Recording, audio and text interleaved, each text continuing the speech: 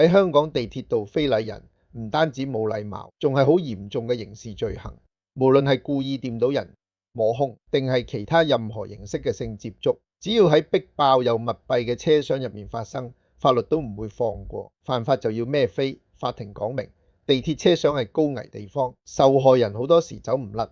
冇辦法即刻離開現場。香港法庭一再強調，一定要判得重啲，目的係保障市民喺公眾地方嘅安全同尊嚴。喺香港特別行政區檢控林國華單案入面，上訴庭判佢即時坐監，再講明要用刑罰嚟阻嚇其他人，就算係第一次犯案，都好大機會要坐幾個月監。如果係重複掂到人、試圖走佬，或者專揀返學時間對住啲校服女生落手，咁嘅情況就屬於加刑因素，判得會咁重。根據法庭講法，有多過一項加刑因素嘅話，刑期可以加多50%。信息好清楚，香港對公共交通上嘅性騷擾係零容忍。如果你或者你嘅親友因為非禮罪被人拉或者告，葉謝鄧可以幫你揾律師代表，快啲揾律師保障返自己，即刻聯絡我哋，保住你嘅權益同前途。